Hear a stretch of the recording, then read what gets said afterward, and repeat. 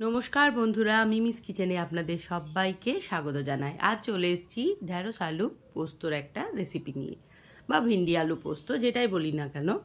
তো চলুন দেখে নেওয়া যাক কী কী উপকরণ লাগছে এই পোস্ত বানাতে। এখানে আমি নিয়ে নিয়েছি একটা বড় মাপের পেঁয়াজ, 250 গ্রাম ভিন্ডি, 2টো বড় আলু, টমেটো, পোস্ত আর কালো জিরে। পোস্তটা বেটে নিয়েছি। এবার চলুন রান্নায় ফেরা যাক। প্রথমে কড়াই বসিয়ে দিয়েছি, কড়াইয়ের মধ্যে দিয়ে দিচ্ছি সর্ষের তেল। রান্নাটা কিন্তু পুরোটাই সর্ষের তেলেই করব। তেলটা ভালো করে গরম হয়ে গেছে, এবার ওর মধ্যে একটু নুন আমি দিয়ে দিয়েছি। এরপর যে ভিন্ডিগুলো আমি আগে ধুয়ে কেটে রেখেছিলাম সেই ভিন্ডিগুলো আমি ওর মধ্যে দিয়ে দেব। দিয়ে ভালো করে ভিন্ডিগুলোকে ভেজে নিতে হবে, কারণ আমরা সবাই জানি ভিন্ডির মধ্যে একটা ল্যালানি ভাব আছে। তো আগে থেকে যদি এমনিভাবে ভেজে নেওয়া যায় তাহলে কিন্তু সেই ল্যালানি ভাবটা অনেকাংশে কমে যায়। ভালো করে ভিন্ডিটাকে ভেজে নেব।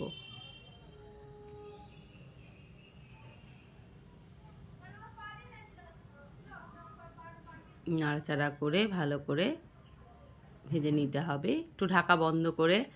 এভাবে আমি ভালো করে নরমভাবে ভেজে নেব। আবার যাতে পুড়েও না যায় সেটাও দেখতে হবে, কারণ খুব বেশি তেল আমি ব্যবহার করিনি, অল্প করে তেলই দিয়েছি। এবার ভিন্ডিটা মোটামুটি ভাজা হয়ে গেছে, আমি এবারে ভিন্ডিটাকে তুলে নিলাম।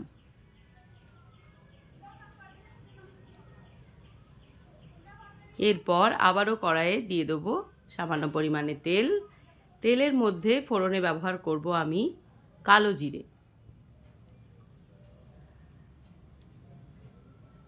কালো জিরে দিয়ে দিয়েছি। এরপর দিয়ে দিলাম চিড়ে রাখা 2টো কাঁচা লঙ্কা। ফোড়নটাকে ভালো করে যখন গরম হয়ে যাবে তখন ওর মধ্যে আমি দিয়ে দেবো কেটে রাখা পেঁয়াজ।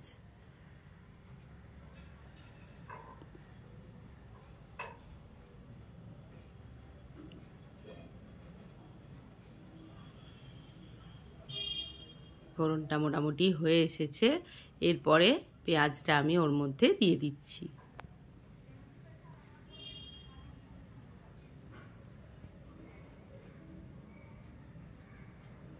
পেঁয়াজটা দিয়ে এবার ভালো করে তেলের মধ্যে আমি পেঁয়াজটাকে ভেজে নেব।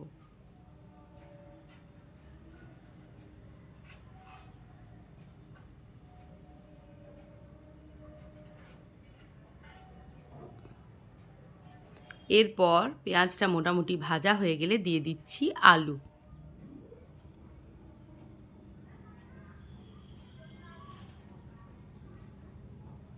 যদি কেউ চান তো আলু স্কিপও করতে পারেন, শুধু ভিন্ডি দিয়েও করতে পারেন। কিন্তু সত্যি কথা বলতে আমরা বাঙালিরা সব রান্নাতে একটু আলু দিতে খুব পছন্দ করি, তাই আমি একটু আলু এতে অ্যাড করেছি।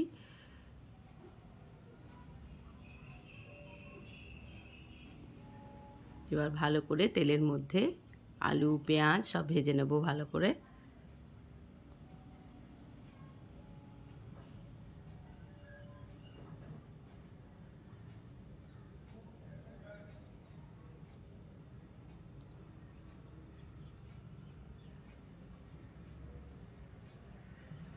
এরপর অর্ধেকটা টমেটো আমি দিয়ে দিয়েছি।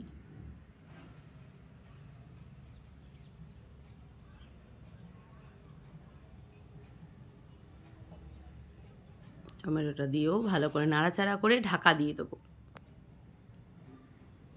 ঢাকনা খুলে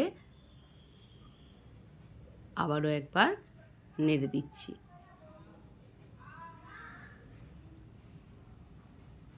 এরপর দিয়ে দিলাম আমি লবণ।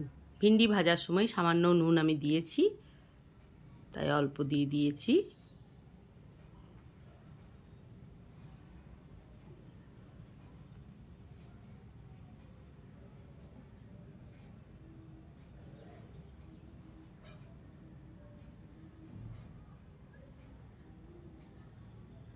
এরপর দিয়ে দিলাম একটু মিষ্টি।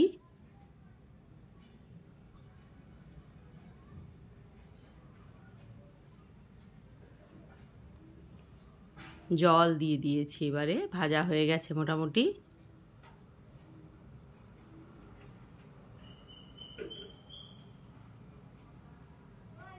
এরপর ভেজে রাখা ভিন্ডিগুলো ওর মধ্যে আমি দিয়ে দেব।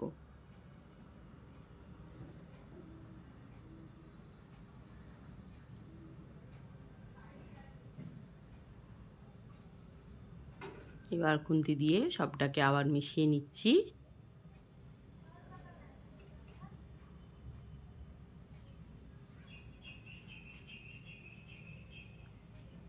মিশিয়ে নিয়ে আবার ঢাকনা বন্ধ করে দেব।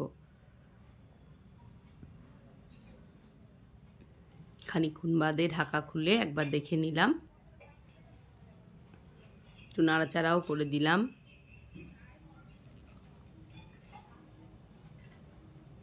জলটা আর একটু শুকিয়ে আসবে, তারপর কিন্তু পোস্তটা দেব। পোস্তটা রান্নার আগে দিয়ে দিলে পোস্তটা কিন্তু দেখবেন ছানা ছানা ভাব হয়ে যায়। ওই জন্যে পোস্ত সবসময় নামাবার আগে দিলেই ভালো হয়। দিয়ে দিলাম এবার বেটে রাখা পোস্ত। এবার ভালো করে মিশিয়ে নিচ্ছি।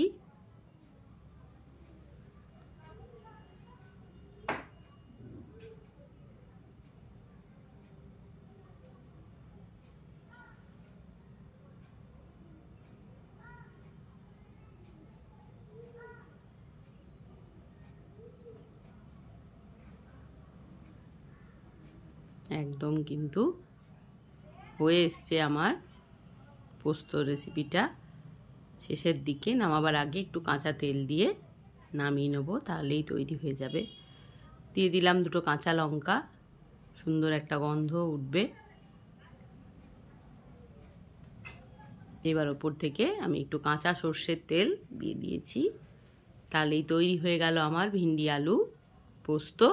ভিডিওটি যদি ভালো লাগে বন্ধুরা, তাহলে অবশ্যই লাইক, কমেন্ট, শেয়ার, সাবস্ক্রাইব করে পাশে থাকবেন।